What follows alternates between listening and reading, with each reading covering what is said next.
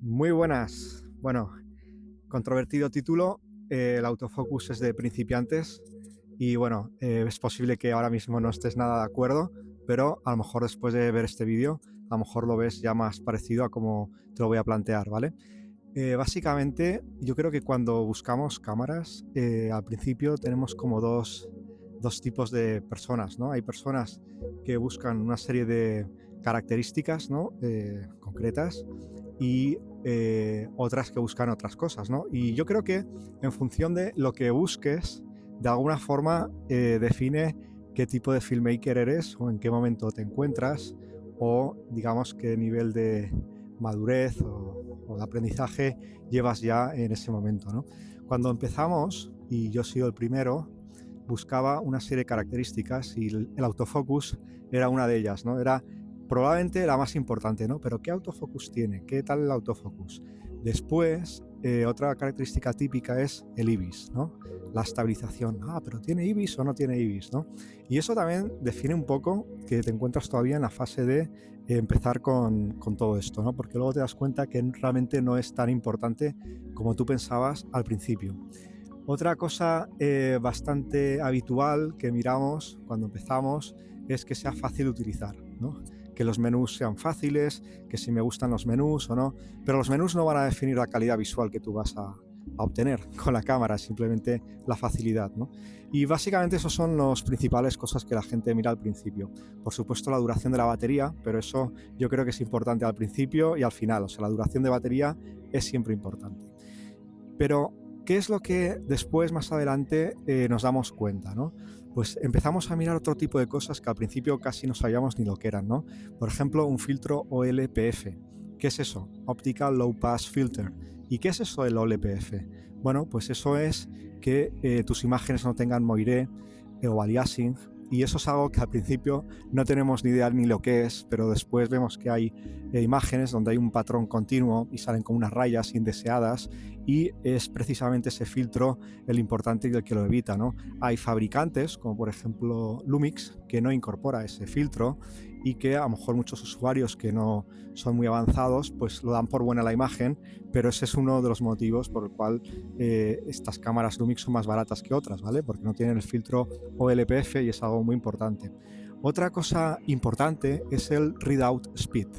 El sensor readout speed o la velocidad de lectura del sensor es muy importante para que no te salga el rolling shooter, y eso también es algo que descubrimos con el tiempo, y digamos que las cámaras que tienen una velocidad de lectura del sensor mucho más rápida, que está también muy relacionado con el número de megapíxeles, hace que pues, no salga rolling shooter y tengas unas imágenes más naturales cuando pues, paneas o haces un movimiento así con la cámara, ¿ok? Entonces, estas cosas las descubrimos después con el tiempo, ¿no? La velocidad de lectura del sensor. Y esto hace también pues, que determinadas cámaras de gama más alta pues, terminen costando el doble o triple que otras, ¿no? Otra cosa muy importante es, por supuesto, el rango dinámico, algo que tampoco conocemos al principio ni qué es eso el rango dinámico, pero al final una imagen en la realidad, en la vida real, tiene un espectro, digamos, de luz muy grande, y nuestro sensor, imagínate, es como una ventana que no es capaz de ver todo lo que hay en la realidad, pero tenemos que situar la ventana en un trozo, ¿no?, de ese espectro.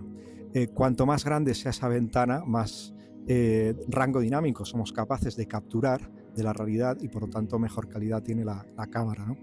Y volviendo al tema que hablábamos antes del autofocus, ¿por qué el autofocus es de principiantes? Muy sencillo, porque cuando componemos una imagen lo estamos pensando como algo plano, es decir, tú te sitúas la cámara más o menos lejos de algo que quieres grabar y autoenfocas o enfocas, si lo haces manualmente, para esa composición tenerla en foco.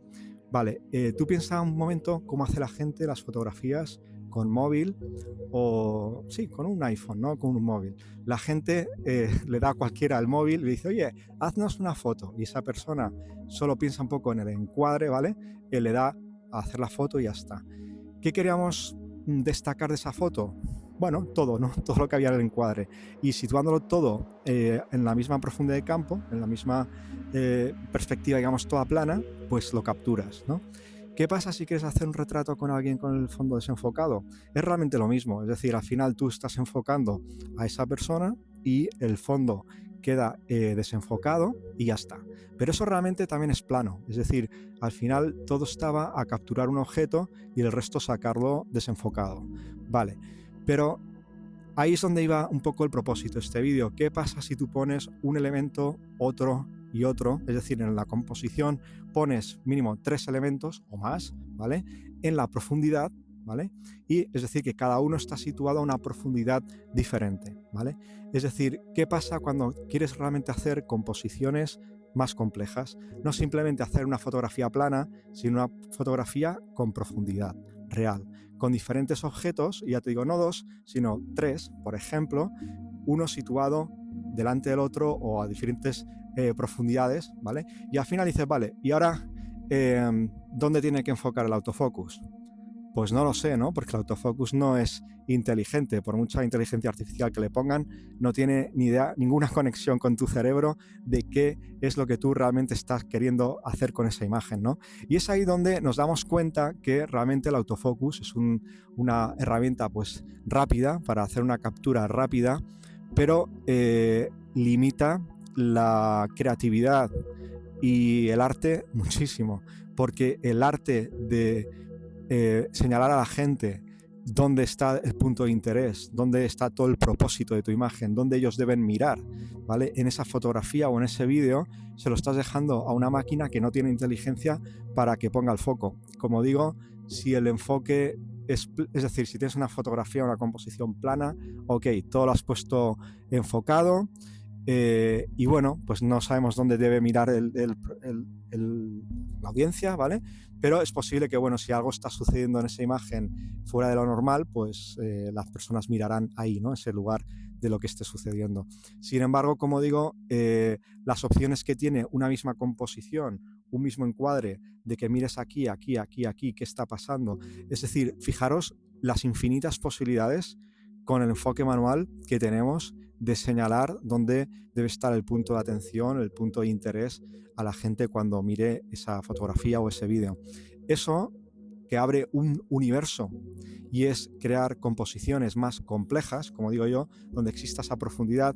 Por eso me he puesto sentado hoy así, ¿vale? Como veis, esta zapatilla está aquí delante, más atrás estoy yo, como lo estoy grabando ahora mismo con un iPhone, como estáis viendo, pues bueno, lo he dejado aquí, que haga lo que quiera el iPhone con ello. Pero sí que he querido un poco plantearos que realmente dejar que lo haga la máquina está reduciendo drásticamente todas las opciones creativas que podemos tener, y que cuando tú ya empiezas a preocuparte por esto, es decir, dónde quiero situar el punto de atención en la imagen, es cuando tú, como filmmaker o como fotógrafo, estás ya en otra fase diferente, creativa, yo entiendo que más avanzada, y por eso considero que el autofocus, aunque es una herramienta útil, sobre todo cuando te grabas a ti mismo, porque aseguras que, bueno, vas a salir enfocado, realmente a nivel creativo y artístico es de principiante totalmente, y es un elemento súper básico y súper importante de la fotografía,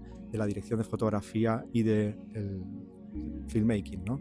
Básicamente en fotografía hay 3 elementos claves, que son la velocidad de obturación, la apertura y el ISO. Todo esto da la exposición, y a partir de estos 3 elementos que hemos dicho, ¿vale? Shutter speed, ISO y aperture. Además, después hay otros 2 elementos que son la composición con el encuadre y el foco, ¿vale? Por lo tanto, el foco es uno de los 5 elementos esenciales de la fotografía, por lo tanto, de la dirección de fotografía. Y cuando tú ya estás pensando en dirección de fotografía y no solo en grabar vídeo, es que entonces estás en otra fase diferente de tu carrera hacia ser un mejor filmmaker. Así que bueno, esto era un poquito lo que quería hoy compartir contigo. Espero que seáis suaves con los comentarios debajo, y nada, seguimos viéndonos en próximos vídeos. Venga, chao.